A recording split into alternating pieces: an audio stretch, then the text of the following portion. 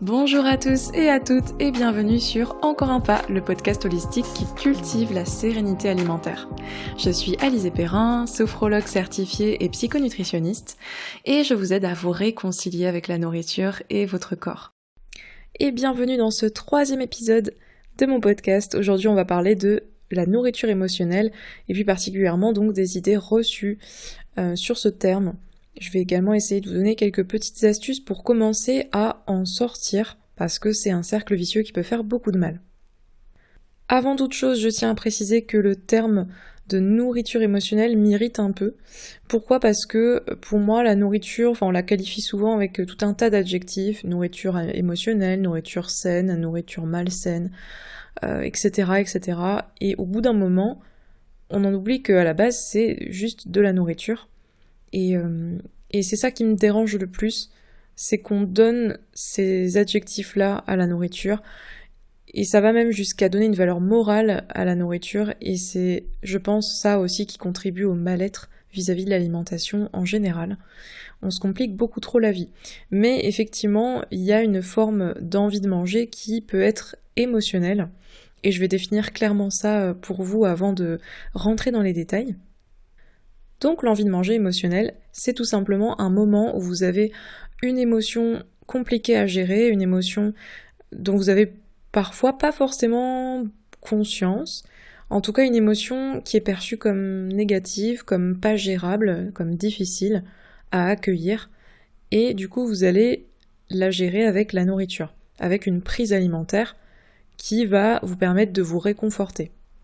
Là où la nourriture émotionnelle peut devenir un problème, c'est quand c'est quelque chose de systématique, c'est quelque chose qui est quotidien. En général, ça vient suite à un événement traumatisant, à une épreuve difficile de la vie, un décès, un divorce ou une séparation, une agression par exemple, une pandémie mondiale, voilà. Donc suite à un événement, une épreuve difficile à traverser, durant laquelle vous avez potentiellement utilisé la nourriture comme réconfort, exceptionnellement. Il y a eu une prise ou une perte de poids, parfois aussi ça peut être l'inverse, ça peut être on mange beaucoup moins, ça dépend vraiment des personnes. Il arrive parfois après ces événements qu'on garde l'habitude d'utiliser la nourriture comme un moyen de réconfort pour des émotions de moins en moins intenses. Et ça finit par être utilisé systématiquement pour la moindre émotion, la moindre contrariété dans la journée, etc. Donc on en arrive à un point où si on a passé une mauvaise journée au travail, il y a quelqu'un qui nous a mal parlé, une colère passagère, une tristesse passagère, n'importe quelle émotion comme ça va être systématiquement compensée par la nourriture. Et c'est là que ça devient problématique parce que on se déconnecte de plus en plus de nos sensations. Et puis ça engendre bien souvent un cercle vicieux de culpabilité, de mal-être en général, suite à ces prises alimentaires. Alors je tiens à faire quand même la différence entre l'envie de manger et l'envie de manger émotionnelle.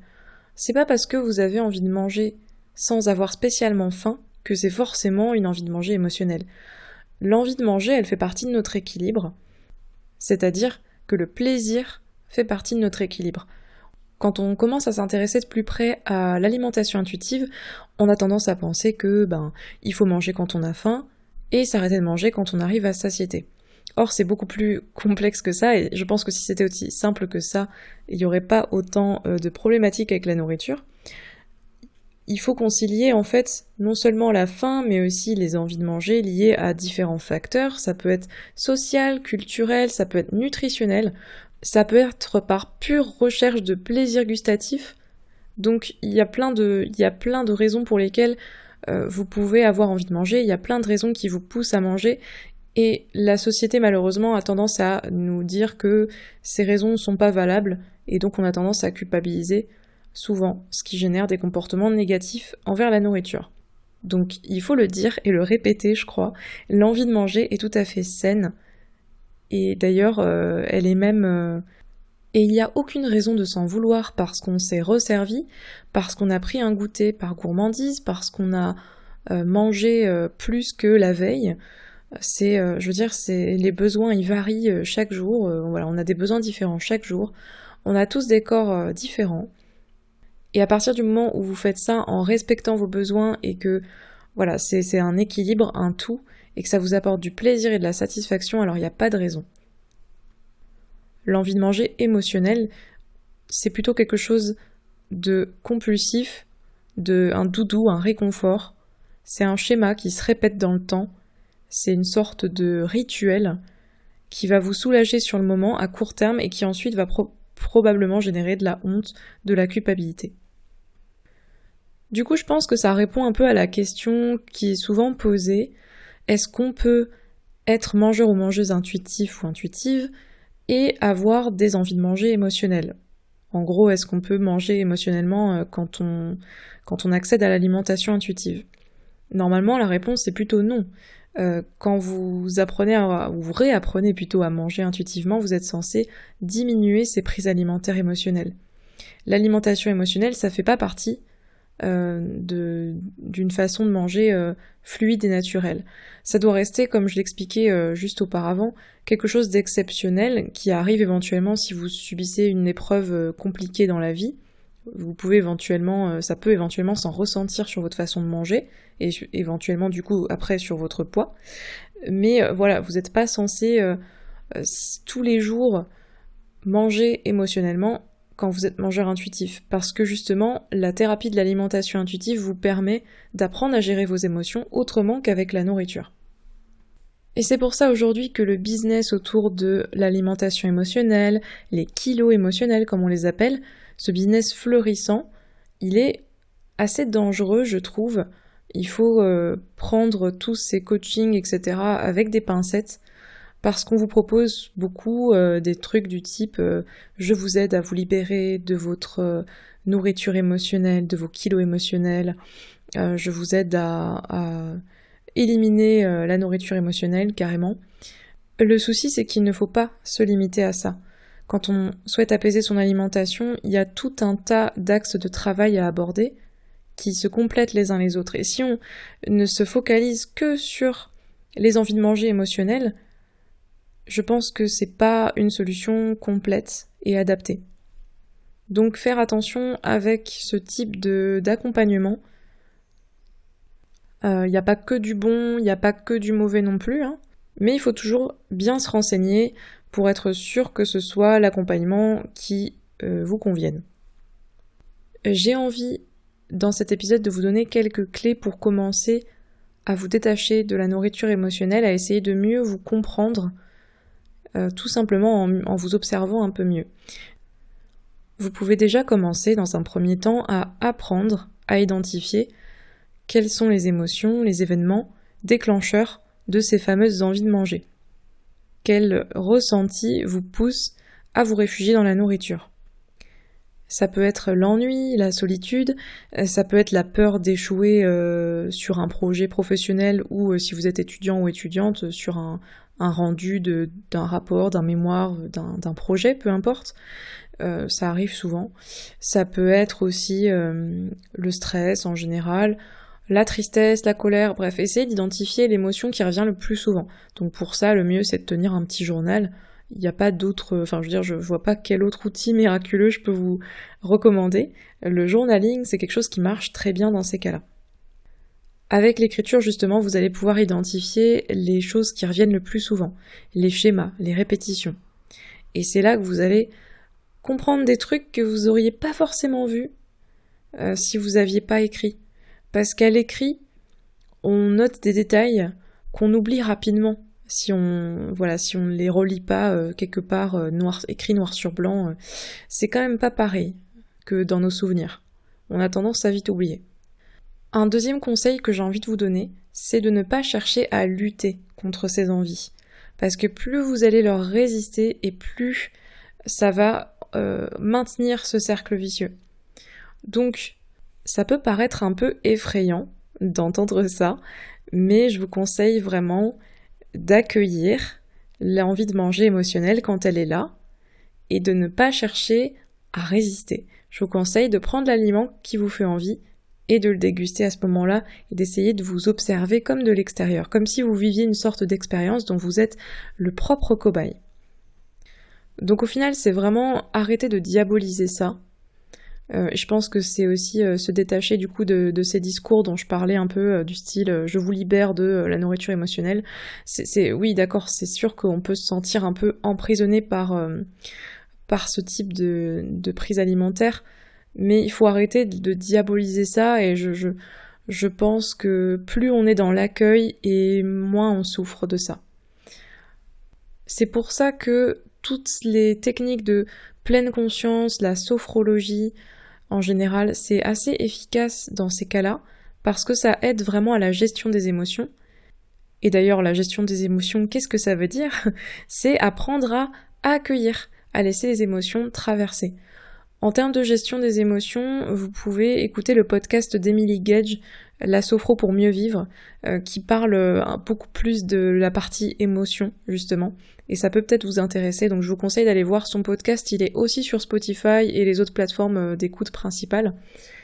Mais en tout cas, la gestion des émotions dans l'apaisement de l'alimentation, c'est un axe de travail très fort, très puissant et extrêmement intéressant. Et ça passe par beaucoup d'écoute et de compréhension de soi. Et c'est pas forcément quelque chose d'inaccessible, comme on essaie parfois de vous le vendre, mais c'est vraiment plutôt une sorte de douceur, de bienveillance et d'écoute qu'on ne se donne pas forcément tous les jours. Et ça fait du bien. Il faut vraiment voir vos émotions comme des messages. Un peu comme quand vous avez des notifications sur votre téléphone qui arrivent. Si vous les lisez pas, au bout d'un moment, vous allez en avoir 3 tonnes. Au bout de 2, 3, 4 jours, vous allez avoir plein de notifications. Et quand vous allez devoir faire le tri, ça va être laborieux. Vous n'allez pas aimer ça.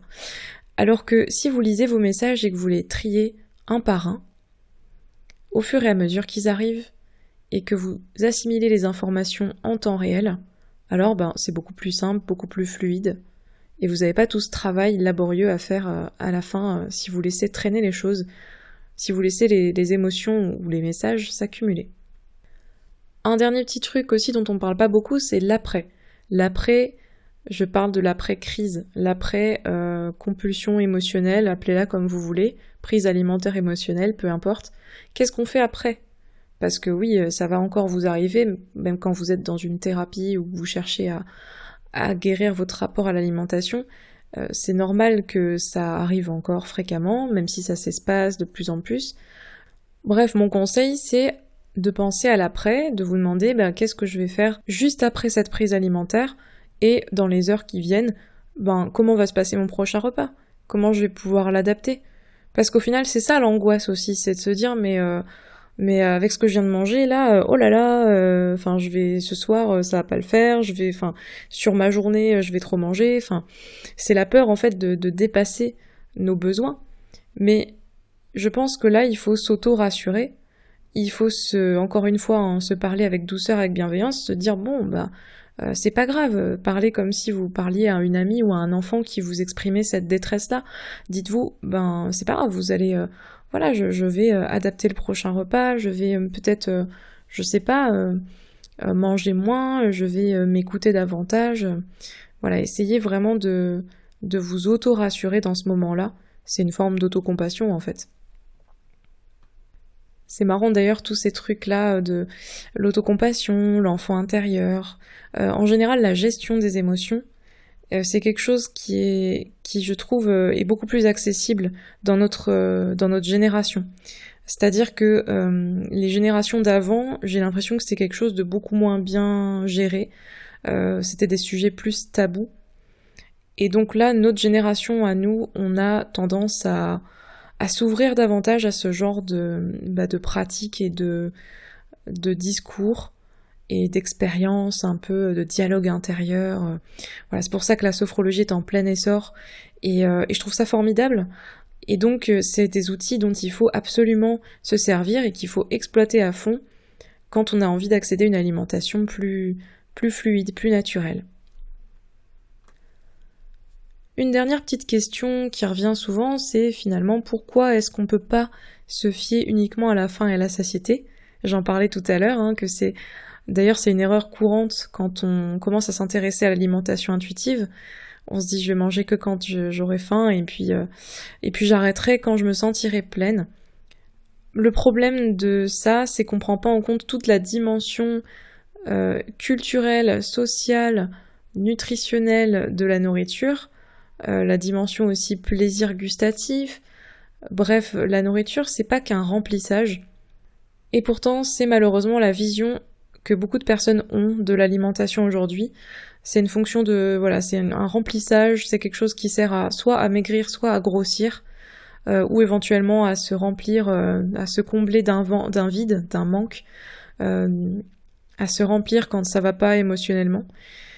Et je pense que quand on commence à voir toutes les facettes de l'alimentation et à quel point c'est un moment d'amour, de partage, c'est un moment à soi, c'est un moment pour se nourrir, pour profiter, pour être en vie, pour être en joie, pour être bien. À partir du moment où on a cette vision-là de l'alimentation qui progressivement commence à s'installer dans notre vie, alors ça commence à aller mieux.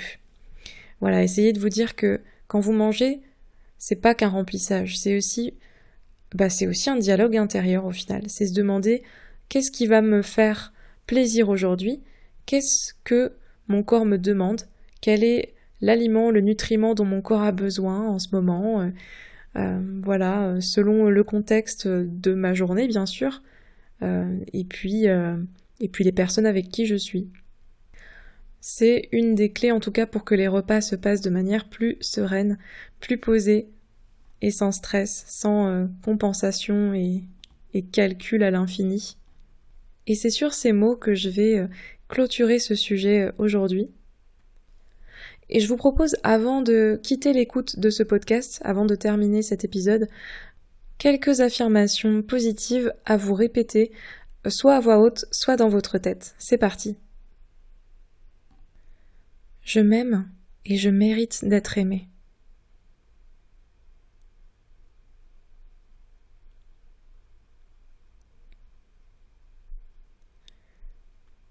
Je suis capable de vivre en paix avec la nourriture.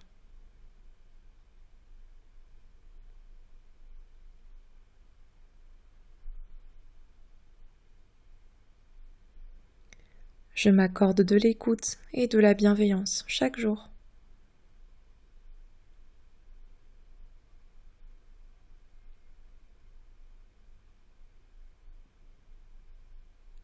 Je laisse mes émotions traverser.